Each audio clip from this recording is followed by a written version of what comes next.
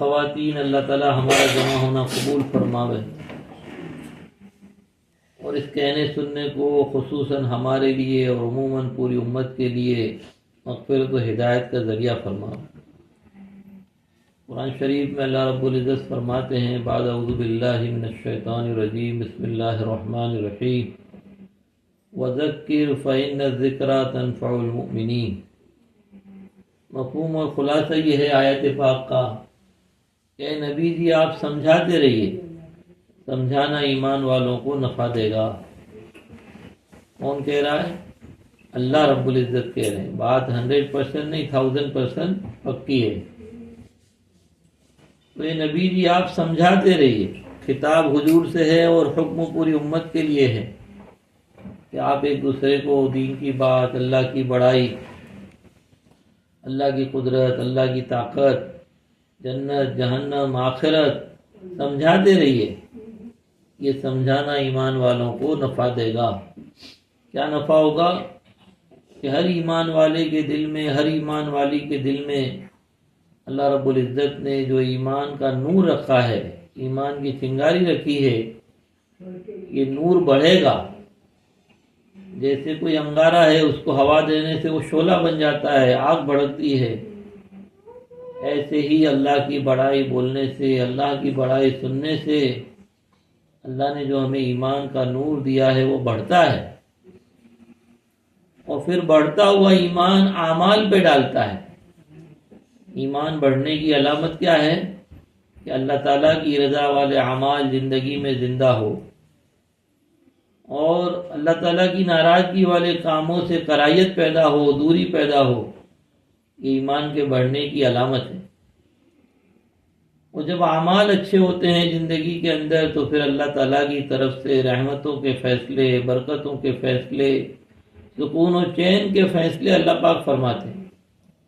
بغیر مال کے اللہ غنی کر دیتے ہیں، بغیر سامان و اسباب کے اللہ سکون و چین دیتے ہیں، اور جینے میں تو جینے میں، مرنے میں بھی مزہ آتا ہے۔ ایک صحابی کو برچھا مارا گیا، ہاتھوں سے پار نکل گیا، اور وہ کہہ رہے ہیں فزت برب الکعبہ، کعبے کے رب کی قسم میں کامیاب ہو گیا۔ لوگوں نے پوچھا یہ کون سی کامیابی ہے؟ کہ جنت کی کامیابی ہے۔ تو جینے میں تو جینے میں، مرنے میں بھی مزہ آئے گا۔ حضرت بلال رضی اللہ تعالیٰ عنہ کا انتقال کا وقت کب قریب تھا، بیوی رو رہی ہے، آپ ہنس رہے ہیں۔ بیوی سے پوچھا روتی کیوں ہے؟ کہ آپ کے انتقال پہ نہیں رہوں گی تو کس کے انتقال پہ رہوں گی؟ تو فرمایا اس میں غم کرنے کی کیا بات ہے، کل کو نبی پاک صلی اللہ علیہ وسلم سے ملیں گے، صحابہ سے ملیں گے، دوستوں سے ملیں گے، کوئی غم کی بات نہیں ہے۔ اللہ ہمیں بھی ایسی موت نصیب فرما۔ تو اعمال زندگی میں اچھے ہوں گے تو پھر اللہ کی رضا کے فیصلے ہوں گے، سکون و چین کے فیصلے ہوں گے۔ اور یہ سمجھ لیں ہم بات کو کہ اس دنیا کی سب سے بڑی جو نعمت ہے دنیاوی اعتبار سے، وہ دلوں کا سکون ہے۔ ہاں، کسی کے پاس بہت اچھا بنگلہ ہو، بہت سارے پیسے ہوں، اچھی گاڑیاں ہوں، سب کچھ ہو، مگر دل میں سکون نہیں ہے، نہ چین سے سو سکے، نہ چین سے کھا سکے، اس کو مزہ ہی نہیں آتا کوئی چیز میں، کیونکہ اللہ نے اس کا چین چھین لیا ہے۔ یہ انسانوں کی دھوکہ ہے، یہ انسانوں کا، کہ جتنی محنت کریں گے اتنا مال آئے گا، جتنا مال آئے گا اتنا سامان آئے گا، جتنا سامان آئے گا اتنی زندگی خوشگوار بن جائے گی، سکون مل جائے گا۔ یہ انسانوں کا سب سے بڑا دھوکہ ہے۔ دنیا میں زیادہ تر خودکشیاں یہ مالدار اور سکھی ملک کے لوگ کرتے ہیں۔ دنیا میں زیادہ تر نیند کی گولیاں سکھی ملک والے استعمال کرتے ہیں۔ تو دلوں کے سکون کا تعلق مال و اسباب سے نہیں ہے۔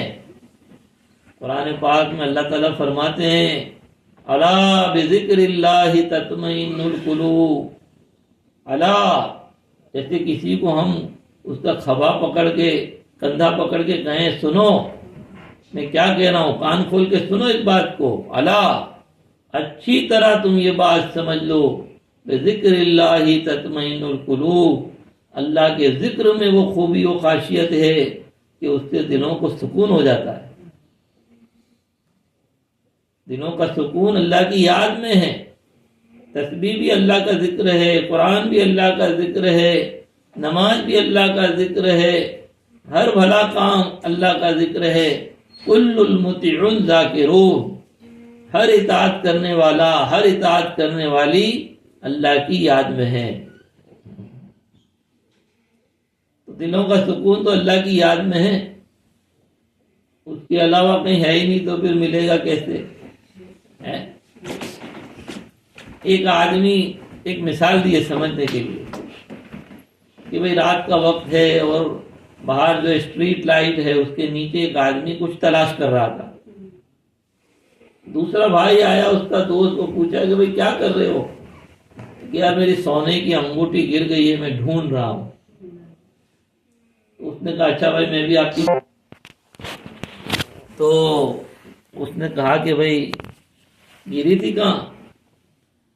کہ گری تھی تو گھر کے اندر، لیکن وہاں اندھیرا بہت ہے، لائٹ گئی ہوئی ہے، اور یہاں اجالا زیادہ ہے تو میں یہاں ڈھونڈتا ہوں۔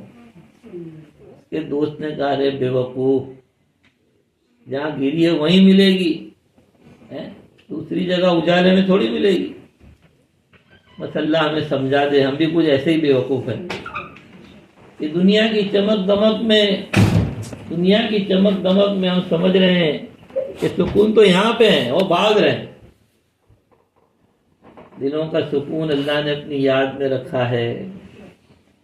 تلاوت کرنے بیٹھتے تو نیند چڑھتی ہے، دیکھو غور کرو، قرآن شریف پڑھتے ہیں تو ایسا ہوتا ہے سو جاؤ کل پڑھیں گے، تسبیح پڑھتے ہیں تو آنکھیں بند ہو جاتی ہیں، تسبیح بھی ہاتھ میں سے گر جاتی ہے کئی مرتبہ، اور موبائل نکالو نیند غائب، موبائل نکالو نیند غائب، ٹی وی دیکھو تو نیند غائب۔ اللہ حفاظت کرے، دیکھنا نہیں چاہیے، یہ تو میں مثال دے رہا ہوں جو دیکھ رہے ہیں ان کے لیے۔ تو اللہ کے ذکر میں اللہ نے سکون رکھا ہے، اللہ کی یاد میں۔ تو فرمایا کہ جب دلوں میں، دنیا کی بڑی نعمت کیا ہے؟ دلوں کا سکون ہے۔ تو وہ تو اللہ نے دین پہ پہلے قدم پہ رکھا ہے، دین پہ پہلا انعام یہ ہے کہ دلوں میں اللہ سکون پیدا کر دے گا۔ ہائے مال، ہائے ڈالر کے چکر میں آدمی کے چہرے کی ہنسی بھی چلی گئی ہے، ہاں مسکراتے چہرے بھی کم نظر آتے ہیں، بس ہائے پیسہ، ہائے مال۔ تو محترمہ خواتین، کہ جب اعمال اچھے ہوں گے تو اللہ دنیا بھی بناوے گا، آخرت بھی بناوے گا۔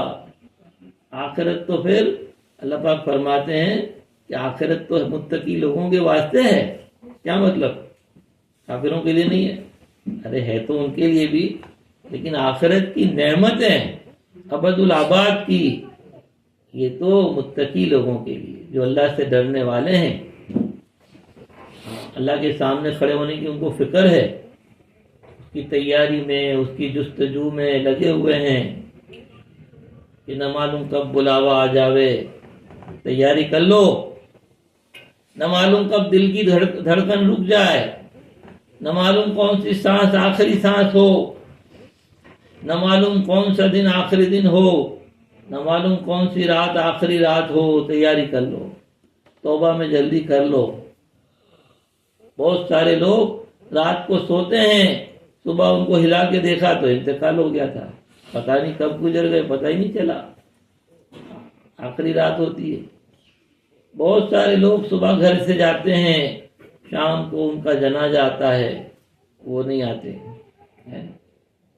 کہہ نہیں سکتے کب بلاوا آ جائے۔ ہم ایسے جہاں میں چل رہے ہیں جو بالکل ناپائیدار ہے اور بالکل چھپا ہوا ہے، ایک سیکنڈ کے بعد کیا ہوتا ہے ہم نہیں جانتے، ایک سیکنڈ کے بعد کیا ہونے والا ہے۔ اس لیے تو پیارے آقا صلی اللہ علیہ وسلم فرماتے تھے، اس کا مفہوم اور خلاصہ یہ ہے کہ میں نوالا منہ میں رکھتا ہوں تو مجھے نگلنے تک کا بھی یقین نہیں ہے کہ میں زندہ رہوں گا۔ میں ایک طرف سلام پھیرتا ہوں تو دوسری طرف سلام پھیرنے تک کا مجھے یقین نہیں ہے کہ میں زندہ رہوں گا۔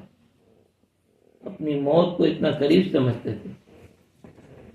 اور محترمہ خواتین، ہمارے پلاننگ تو سالوں کے ہیں، 10 سال بعد، 20 سال بعد، 50 سال بعد۔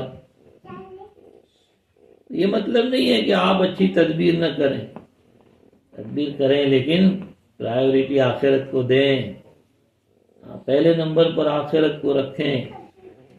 حدیث شریف کا مفہوم ہے کہ جو دنیا سے محبت کرتا ہے وہ اپنی آخرت کو نقصان پہنچاتا ہے، اور جو آخرت سے محبت کرتا ہے وہ دنیا کو نقصان پہنچاتا ہے۔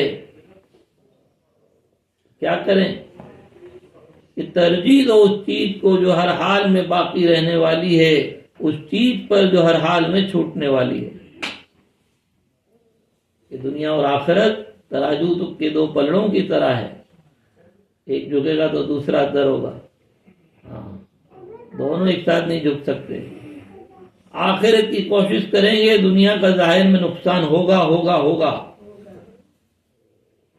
اور دنیا کی کوشش کریں گے تو آخرت کا نقصان ہوگا۔ یہ آزمائش اللہ نے لگائی ہمارے ساتھ، ہر ایک کے ساتھ۔ اب دنیا بھی چونکہ لگی پڑی ہے ہمارے ساتھ، ضروریات لگی پڑی ہے۔ اموالکم اولادکم فتنہ واللہ عندہ اجر عظیم، کہ مال اور اولاد تمہارے لیے ہم نے فتنہ بنایا ہے۔ فتنے کا معنی آزمائش کی چیز، اس کے ذریعے ہم تمہیں آزمائیں گے اور اللہ تمہیں اس میں بڑا اجر دے گا۔ ہاں، مال کے کمانے میں بھی، حلال مال کمانے میں بھی، اور اولاد کی پرورش میں بھی اللہ بڑا اجر دے گا۔ لیکن آزمائش یہ ہے کہ کون اس کے اندر لگ کر اللہ کو یاد رکھتا ہے، آخرت کو یاد رکھتا ہے، اور کون اس میں لگ کر اللہ کو بھول جاتا ہے، اللہ کے نبی کو بھول جاتا ہے، دین کو، دین کی محنت کو بھول جاتا ہے۔ یہ آزمائش ہے، جس کی مثال آسان سی یہ ہے کہ ناؤ جو ہے پانی میں چلتی ہے، روڈ پہ نہیں چلتی۔ آپ کے یہاں تو روڈ پہ بھی چلتی ہے، وہ ٹریلروں میں ڈال کے، اس کی بات نہیں کرتا۔ کہ ناؤ کے چلنے کی جگہ پانی ہے، لیکن کمال یہ ہے کہ پانی ناؤ کے اندر نہیں آنا چاہیے۔ پانی اندر ناؤ میں بھر گیا تو ڈوب جائے گی، اوپر اوپر رہے گی تو پہنچ جائے گی منزل پہ۔ ایمان والا اور ایمان والی ایسے نہیں ہوتے کہ بھئی سب چھوڑ کے بس وہ تو اللہ ہی اللہ، نہیں، کہ گھر، کاروبار، بیوی، بچے، گھر والے، ان کی ضروریات، ان کی دیکھ بھال، یہ بھی دین ہے۔ مگر یہ ہے کہ اس میں لگ کر آدمی آخرت کو بھول نہ جائے، اس میں لگ کر اللہ کے حکم نہ ٹوٹیں، اللہ کے نبی کی سنتیں نہ چھوٹیں، دین کے تقاضے نہ چھوٹیں۔ یہ آزمائش ہے۔ اس لیے محترمہ خواتین، سب سے پہلی جو فکر ہمارے دلوں میں ہونی چاہیے وہ اپنے ایمان کی ہونی چاہیے، کہ آئے دن میرا ایمان بڑھ رہا ہے کہ گھٹ رہا ہے، میرا تعلق اللہ سے بڑھ رہا ہے کہ گھٹ رہا ہے۔ جیسا کہ ہمارے دلوں میں ہر وقت فکر مال کی ہوتی ہے کہ آئے دن میرا مال بڑھ رہا ہے کہ گھٹ رہا ہے۔ مال بڑھ رہا ہے تو خوشی ہوتی ہے، ہاں الحمدللہ، اللہ نے شکر سے بیلنس وધી રહ્યું છે۔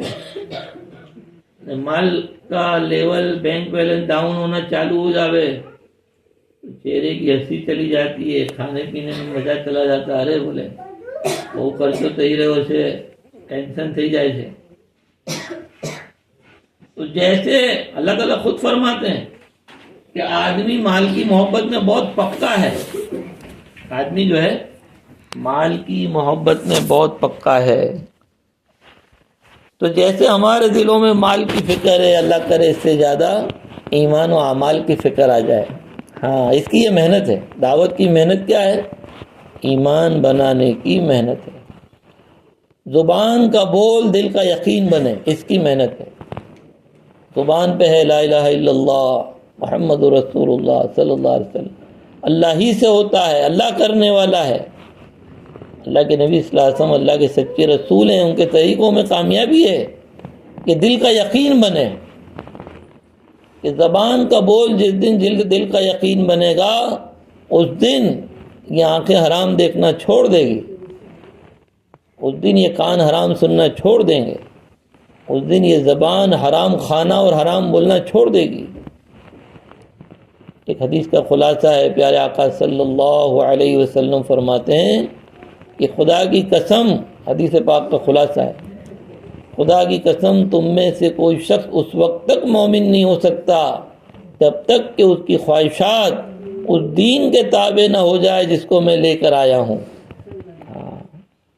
ہماری چاہتیں دین کے تابع بن جائیں۔ ہماری کیا چاہتیں؟ جو اللہ اس کے رسول کی چاہت وہی ہماری چاہت۔ ایک آدمی نے غلام خریدا تو غلام کو پوچھا تیرا کیا نام ہے؟ تو کہنے لگا کہ جو آقا رکھیں، یعنی جو آپ رکھ دو۔ اچھا بھائی تو کیا کھانا پسند کرتا ہے؟ کہ جو آپ کھلاویں۔ اچھا تو کیسے کپڑے پہنے گا؟ کہ جیسے آپ پہناویں۔ کہ بھائی میں تو تجھے جو سوال کرتا ہوں تو تیرا جواب ایک ہی ہے، جو آپ تیرے خود کی کوئی خواہش ہے کہ نہیں؟ کہنے لگے، غلام نے کہا کہ آقا کی مرضی کے سامنے غلام کی خواہش کیا چیز ہے؟ بولے جو آقا کی مرضی وہی غلام کی خواہش ہے۔ محترمہ خواتین، ہم نے کلمہ لا الہ الا اللہ محمد رسول اللہ پڑھ کر اس بات کا اقرار کیا ہے کہ اللہ میرا خالق ہے، میرا مالک ہے، میرا آقا ہے، میرا رب ہے۔ جو اس کی مرضی وہ میری مرضی، جو وہ کہے گا وہ میں کروں گا۔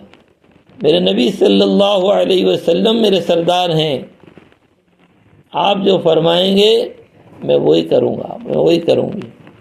اللہ ہمیں ایسا ایمان نصیب فرمائے۔ تو ایمان کو بنانے کے لیے ایمان کی محنت ہے۔ اللہ کی بڑائی بولو، اللہ کی بڑائی سنو۔ بولنے سے بھی ایمان بڑھتا ہے، سننے سے بھی ایمان بڑھتا ہے۔ بولنے سے بھی دل میں فکر پیدا ہوتی ہے کہ تو جس بات کی دعوت دے رہی ہے تو خود بھی تو عمل کر، تو بھی تو محتاج ہے۔ اور سننے سے بھی ایمان بڑھتا ہے، سننے سے بھی ایمان بڑھتا ہے، احساس پیدا ہوتا ہے۔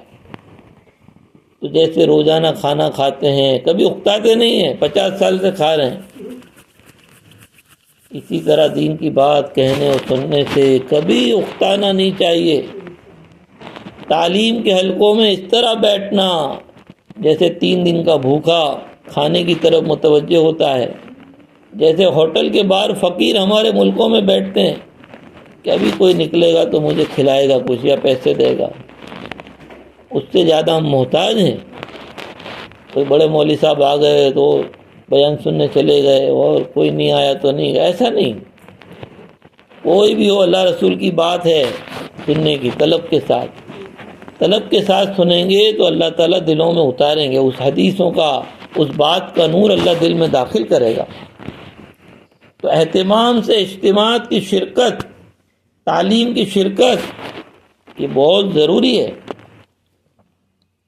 خاص کر کے ہم جو ملکوں میں رہتے ہیں، یہ چاروں طرف جو ہے مادیات ہے، چیزوں کی بڑائی، مال کی بڑائی، اسباب کی بڑائی کانوں میں پڑ رہی ہے۔ یہاں تو ہم زیادہ محتاج ہیں اللہ کی بڑائی بولنے اور سننے کے۔ اس لیے اجتماعات میں شرکت، اپنے گھروں میں تعلیم کا اہتمام، اور دعاؤں میں اللہ سے مانگنا کہ اللہ ہمیں ایمان کی حقیقت دے دے، اور ایمان کے ساتھ اٹھائیو، اور ایمان والوں میں شمار فرمائیو میدان محشر میں۔ ہم سب محتاج ہیں۔ پوری زندگی لگا کر اللہ علیہ فرماتے ہیں کہ ایمان کا ذرہ مل گیا تو کامیاب ہے، کیونکہ ذرے برابر ایمان پر اللہ تعالیٰ اس دنیا سے 10 گنا بڑی جنت کا مالک بنائے گا۔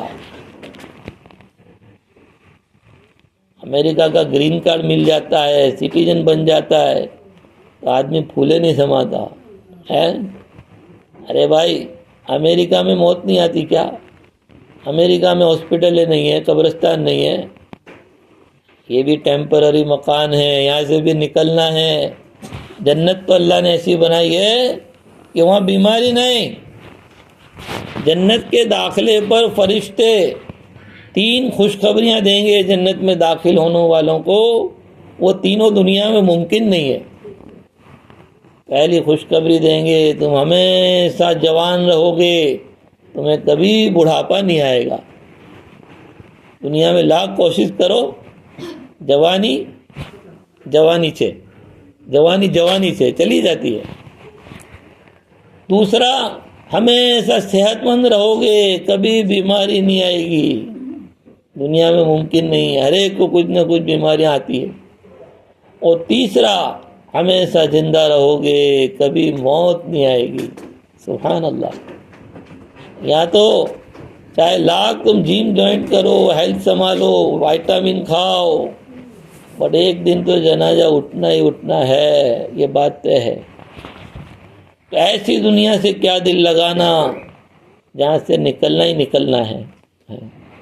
جگہ جی لگانے کی دنیا نہیں ہے، یہ عبرت کی جا ہے، تماشا نہیں ہے۔ دیکھتے نا آجو باجو قبرستان، ہم لوگ کتنے بڑے بڑے قبرستان ہیں۔ یہ بھی ہماری طرح پہلے دنیا میں تھے، ہماری طرح ادھر ادھر جا رہے تھے، آ رہے تھے، بھاگ رہے تھے۔ آج کوئی ان کا حال پوچھنے والا نہیں ہے، وہ اپنے اعمال کے حوالے ہو گئے۔ جیسے اعمال کیے وہ اعمال ان کے آج ساتھی ہیں۔ اللہ ہمیں آخرت کی تیاری کی توفیق عطا فرمائے اور دنیا کے دھوکے سے بچاوے۔ تو پہلی فکر ایمان کی، دوسری فکر اعمال کی، اور اعمال میں سر فہرست نماز ہے۔ اعمال میں سب سے مقدم نماز ہے۔ حدیث میں آتا ہے جیسے آدمی کے جسم میں سر ہے ایسے دین میں نماز ہے، کہ بھئی ہاتھ کٹا زندہ ہو سکتا ہے، پیر کٹا بھی ہو سکتا ہے، کبھی نہیں دیکھا ہوگا کہ سر کٹا زندہ آدمی ہوتا ہے۔ اسی طرح کہ نماز بغیر کا مسلمان نہیں رہتا، چاہے نام عبداللہ، عبد الرحمن، زاہدہ، عابدہ، فاطمہ ہو، نماز نہیں پڑھتی، ووٹنگ لسٹ میں اس کا نام مسلمانوں میں ہوگا، آسمان والوں کی لسٹ میں وہ مسلمان نہیں ہے، اللہ کے نبی نے فرما دیا۔ تو ایسی جاب نہیں کرنا جس میں نمازیں چھوٹیں، ایسا بزنس نہیں کرنا جس میں نمازیں چھوٹیں، اتنی بچوں کی خدمت نہیں کرنا جس میں نمازیں چھوٹیں، ایسی شوہر کی خدمت نہیں کرنا کہ جس میں نمازیں چھوٹیں۔ کہ نماز تو اول نمبر پر ہے۔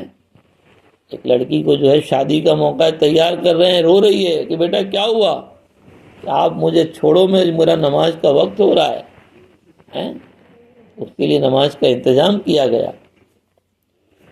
تو نمازوں کا اہتمام اور نمازوں میں خشوع خضوع، اللہ کا دھیان، دونوں ضروری چیز ہے۔ کیونکہ ہمیں کیا ہے، ہر چیز کوالٹی میں چاہیے، کہ بھئی گھر کیسا ہو، اچھا ہو، کپڑے کیسے ہوں کہ اچھے ہوں، کھانا کے مست، چائے کے مست ہونی چاہیے۔ اتنا بڑا پیالہ چائے کا دیا مگر لمبا پانی، تو کیا کہیں گے، ارے یار آدھی پیالی پلاتے، ذرا اچھی پلاتے، ہے نا۔ تو جب ہم کو کوالٹی چاہیے تو اللہ تعالیٰ کو بھی تو کوالٹی چاہیے نا۔ الذی خلق الموت والحیات لیبلوکم ایکم احسن عملا، کہ ہم نے موت و حیات اس لیے پیدا کی ہے تاکہ ہم آزمائیں کہ تم میں اچھے عمل میں کون آگے بڑھتا ہے۔ یہ نہیں فرمایا اکثر و عملا، کہ زیادہ عمل کر کے کون آتا ہے، اچھے عمل کر کے کون آتا ہے۔ ہاں وہ خوش نصیب کہ جس کو کوالٹی کے ساتھ کوانٹیٹی کی توفیق ہو جائے، تو اس کے تو کیا ہی کہنے، کہ اس کے اعمال میں کوالٹی بھی ہے اور اس کے اعمال کی کوانٹیٹی بھی ہے۔ تو محترمہ خواتین، کہ نماز پڑھے ایسی کہ اللہ کو پسند آ جاوے۔ پیارے محبوب صلی اللہ علیہ وسلم سے کسی نے پوچھا، یا نبی اللہ، آپ اتنی کوشش کرتے ہیں عبادات میں کہ آپ سوکھ گئے ہیں، آپ کا بدن اتر گیا، آپ کے پاؤں پہ ورم آ جاتا ہے۔ پیارے نبی صلی اللہ علیہ وسلم نے فرمایا، اس کا مفہوم ہے کہ میرا رب مجھے یوں کہہ رہا ہے، وَاسْتَقِمْ كَمَا أُمِرْتَ، اے نبی جی آپ ایسے کھڑے رہیے جیسا آپ کو کہا گیا ہے، جیسا حکم دیا گیا ہے۔ تو حضور فرماتے تھے کہ میں کیسے کھڑا رہوں کہ میرا کھڑا رہنا میرے رب کو پسند آ جائے، میں کیسے کھڑا رہوں، میں کیسی نماز پڑھوں کہ میرے رب کو پسند آ جائے۔ تو ایک تو نماز کا پڑھنا یہ ہے کہ بھائی جلدی جلدی پڑھ لو، پہلے جلدی جلدی نماز پڑھ لو، بولے گویا کہ ایک سر پہ وزن ہے، جلدی اتارو اس کو، یہ وزن جلدی اتارو۔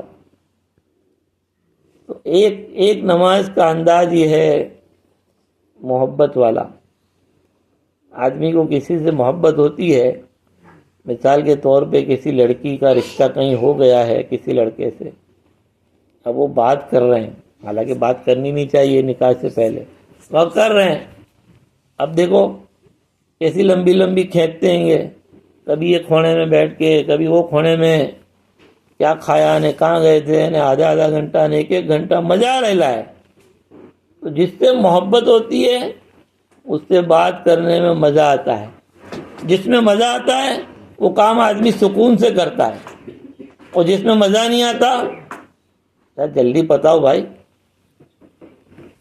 چائے پیتے ہیں تو چسکی لے کے، شربت پیتے ہیں دھیمے دھیمے، وہ دوا کس طرح پیتے ہیں، یوں رکھی ہو یوں نکلے، ہے نا؟ تو جلدی جلدی نماز کا پڑھنا اس بات کی علامت ہے کہ دل نہیں لگ رہا، ہاں نماز سے لگاؤ نہیں ہے، نماز سے محبت نہیں ہے، جلدی جلدی پڑھنا۔ بلکہ واجبات نماز میں ایک واجب ہے تعدیل ارکان، اس کا مطلب ہے کہ ہر رکن کو سکون کے ساتھ ادا کرنا۔ جس شخص مرد عورت نے جلدی جلدی نماز پڑھی اس کا یہ واجب چھوٹ گیا۔ کون سا؟ سکون سے نماز پڑھنے والا، ہر رکن کو سکون سے ادا کرنے والا واجب چھوٹا۔ اب اس کے لیے اس کو سجدہ سہو کرنا پڑے گا۔ اب اس کو یہ معلوم ہی نہیں ہے کہ بھائی یہ میرا واجب چھوٹ رہا ہے تو سجدہ سہو کیسے کرے گی؟ اس لیے اللہ والے کہتے ہیں کہ نماز کے لیے اپنے آپ کو فارغ کرو اور سکون کے ساتھ نماز پڑھو۔ اس طرح کہ نماز میں دو ہی درجے ہیں، اللہ والے فرماتے ہیں۔ اعلیٰ درجہ یہ ہے کہ میں اللہ تعالیٰ کو دیکھ رہی ہوں، اور ادنا درجہ یہ ہے کہ اللہ تعالیٰ مجھے دیکھ رہے ہیں۔ تیسرا کوئی درجہ ہی نہیں ہے۔ تکبیر اولیٰ میں جو ہم کہتے ہیں نا اللہ اکبر، اور ہاتھ کو ہتھیلیوں کو قبلے کی طرف کر کے پھر باندھتے ہیں، گویا اس بات کا اشارہ ہے کہ اے میرے رب اب میں نے تیرے علاوہ سب کو پیچھے چھوڑ دیا، اب میں تیرے سامنے کھڑی ہو گئی۔ اللہ معاف فرماوے، آج ہمارا جو حال ہے، آپ تو اچھی پڑھتے ہوں گے، میں اپنی بات کہہ رہا ہوں کہ اللہ اکبر کہہ کے جو اپنے نیت کرتے ہیں تو ایک اللہ کے علاوہ سب خیال ہوتا ہے گا، ایک اللہ کا خیال نہیں ہوتا خالی۔ حضرت شاہ مولانا یوسف صاحب رحمۃ اللہ علیہ جو دوسرے حضرت جی تھے، اللہ تعالیٰ ان کو غری کی رحمت فرماویں، وہ فرمایا کرتے تھے، سنا بڑوں سے، دیکھے تو نہیں ہم نے، کہ جان بوجھ کر ہر رکن میں 3 مرتبہ یہ خیال لانا چاہیے کہ میں اس وقت اللہ تعالیٰ کے سامنے کھڑا ہوں اور میرا رب مجھے دیکھ رہا ہے۔ تو بکل لگا دینے، قیام کی حالت میں، رکوع کی حالت میں، سجدے کی حالت میں، قاعدے کی حالت میں جان بوجھ کر یہ خیال لانے کا، کیا ابھی تو میں اللہ کے سامنے کھڑی ہوں، میرا رب مجھے دیکھ رہا ہے، ابھی بازار میں گھومنا مناسب نہیں، چیزوں کا سوچنا مناسب نہیں، بچوں کا سوچنا مناسب نہیں، آج شام کو کیا پکاؤں گی یہ سوچنا مناسب نہیں، سارے خیالات کو چھوڑنا اور اللہ کے سامنے کھڑا ہونا۔ جیسے ڈرائیور گاڑی چلاتا ہے نا، آپ میں سے بہت سے بہنیں چلاتی ہوں گی، تو سامنے کیا ہے کہ دوسری بھی گاڑیاں آتی ہیں، پھر اچھے اچھے باغیچے پارک گزرتے ہیں، بلڈنگیں گزرتی ہیں، کسی چیز پہ نظر جماتے نہیں ہیں، نظر پڑی ہٹاؤ، اب واپس اپنے راستے کی طرف دیکھو، جس پر بھی نظر پڑی ہٹاؤ۔ اگر کسی چیز کو دیکھنے میں لگ گئے تو گئی نماز، جیسے گاڑی گئی، اگر بلڈنگ دیکھنے میں گئے تو گاڑی گئی، ایکسیڈنٹ ہو جائے گا۔ ایسے ہی جس چیز کا خیال شیطان نے ڈالا ہے اس میں لگ گئے تو گئی نماز۔ اس لیے محترمہ خواتین، نمازوں کا علم حاصل کرنا، دین کی ہر ارکان کا جو ہے اللہ کے حکموں کا علم حاصل کرنا، جو چیز ہم پہ فرض ہے اس کا علم حاصل کرنا بھی فرض ہے، اور اللہ کی یاد میں اپنے آپ کو لگانا، اپنے اخلاق کو سنوارنا۔ وقت تو ختم ہو رہا ہے، اس لیے مختصر میں اخلاق کے بارے میں ایک حدیث زبردست جو ہے دل پہ چوٹ مارنے والی ہے، اللہ مجھے سمجھا دے آپ کو بھی۔ حدیث شریف کا مفہوم ہے کہ زندگی بھر کے شب بیدار اور زندگی بھر کے روزے دار اس کے برابر کمائی کرنے والا وہ شخص ہے، وہ عورت ہے جس کے اخلاق اچھے ہوں۔ ایک عورت پوری زندگی روزے رکھے، صرف رمضان کے نہیں، جو سال میں 5 حرام ہے اس کے علاوہ پورے سال کے روزے اور پوری زندگی کے، اور وہی عورت پوری رات کو عبادت کرے، ذرا بھی نہ سوئے، کتنا کمائی کرے گی؟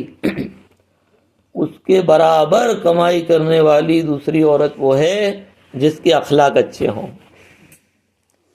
تو پوری زندگی روزے رکھنا تو بہت مشکل کام ہے، پوری زندگی راتوں میں جاگنا بہت مشکل کام ہے، لیکن اچھے اخلاق اگر تھوڑی کوشش کریں، ارادہ کریں، تھوڑا صبر کریں، برداشت کریں تو اتنا مشکل تو نہیں ہے جتنا وہ مشکل ہے کہ ہماری زبان سے، ہمارے ہاتھوں سے کسی بھی اللہ کی مخلوق کو تکلیف نہ پہنچے، حتیٰ کہ چیونٹی کو بھی تکلیف نہ پہنچے، جانور کو بھی تکلیف نہ پہنچے۔ ہمارا وجود دنیا جہاں کے انسانوں کے لیے رحمت بنے۔ زندگی 2 طرح کی گزرتی ہے، آپ میں سے زیادہ گجراتی ہوں گے تو یہ سمجھ ہی جائیں گے ڈائلاگ، کہ ایک ہے زندگی کہ جھاڑ کوئی کٹ جاتا ہے تو کہتے ہیں کہ پھول گیوں نے فورم رہی گئی، کہ بھئی پھول گیوں فورم رہ گئی، یہ درخت جو ہے چلا گیا، اس کا سایہ چلا گیا، اس کی خوشبو چلی گئی۔ اور ایک ہوتا ہے سوکھا درخت کہ تھڑ کپایو تو جگیا تھی، تھڑ خسیو تو جگیا تھی، یعنی سوکھا درخت تھا، نہ سایہ دیتا تھا، نہ پھل دیتا تھا، نہ پھول آتے تھے، اچھا ہوا کٹا تو اتنی جگہ تو ہوئی۔ زندگیاں 2 طرح کی ہوتی ہیں، ایک تو ایسی ہوتی ہے، پیارے آقا صلی اللہ علیہ وسلم نے فرمایا، اس کا مفہوم ہے کہ ایک تو آدمی جو مرتا ہے تو یا تو وہ راحت پا جاتا ہے یا اس سے راحت ہو جاتی ہے۔ آدمی مرتا ہے تو یا تو وہ راحت پا جاتا ہے یا دوسری شکل یہ ہے کہ اس سے راحت ہو جاتی ہے۔ تو ایک تو یہ ہے راحت پانے والا کون؟ وہ مومن مرد، وہ مومن عورت جس نے زندگی میں برداشت کیا، صبر کیا، اللہ کے حکموں میں صبر کیا، گناہوں سے بچنے میں صبر کیا، لوگوں کی ایذا پہنچانے پہ صبر کیا، دین کے تقاضوں کو جھیلنے میں صبر کیا، تعلیم کے حلقوں میں بیٹھنے میں صبر کیا۔ تو پھر کیا ہوا کہ یہ تو دنیا سے گیا، دنیا کی تکالیف اب اس ختم، اب یہ نعمتوں میں چلی گئی، یہ راحتوں میں چلی گئی، اور دنیا جہاں کے انسانوں کو اس کی وجہ سے جو فائدے پہنچ رہے تھے اب وہ ختم ہو گئے کہ اب اس کی یہ پھول چلا گیا۔ لوگ یاد کرتے ہیں کہ بہت اچھا بندہ تھا، بہت اچھی بندی تھی، کسی کو اس نے تکلیف نہیں پہنچائی۔ اور ایک زندگیاں وہ ہوتی ہے کہ لوگوں کو اس سے راحت ہو جاتی ہے کہ اچھا ہوا مرا، جب تک زندہ تھا حیران کرتا تھا لوگوں کو، گھر والوں کو بھی حیران کرتا تھا، پڑوسیوں کو بھی حیران کرتا تھا، لوگوں کو بھی حیران کرتا تھا۔ اللہ ایسا ہونے سے حفاظت فرما۔ تو محترمہ خواتین، اللہ نے کام دیا ہے، دعوت کا کام۔ اس زمانے میں یہ نعمت عظمیٰ ہے، اللہ علیہ فرماتے ہیں اللہ کی بڑی نعمت ہے۔ آپ غور کرو گے تو دنیا کے اکثر و بیشتر جتنے کام ہیں اس سب میں اغراض ہیں، حب جاہ ہے، حب مال ہے، پیسوں کی وجہ سے ہوتا ہے، شہرت کی وجہ سے ہوتا ہے۔ بہت تھوڑے کام ایسے ہیں جس میں للہیت ہے، اسی میں سے ایک یہ دعوت کا کام ہے کہ دنیا کی کوئی غرض نہیں، دنیا کی کوئی غرض نہیں، نہ ہمیں مال چاہیے نہ واہ چاہیے، بس اللہ کا دین ہماری زندگی میں آ جائے، امت میں آ جائے، اس کی یہ محنت ہے۔ تو محترمہ خواتین، اللہ سے مانگنا ہے کہ اللہ تیرے دین کا کام لے لے۔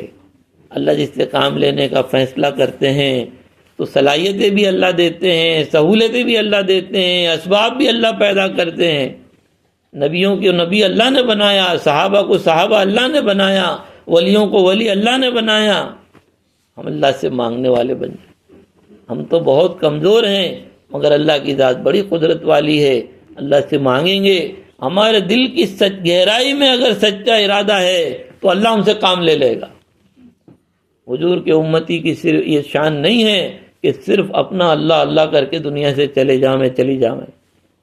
ہمارے ذمے پیارے نبی نے ذمہ داری رکھی ہے، اللہ تعالیٰ نے ذمہ داری رکھی ہے کہ دین کو خود کی زندگی میں لاتے ہوئے دوسروں تک پہنچاؤ، کیونکہ اب کوئی نبی آنے والے نہیں ہیں۔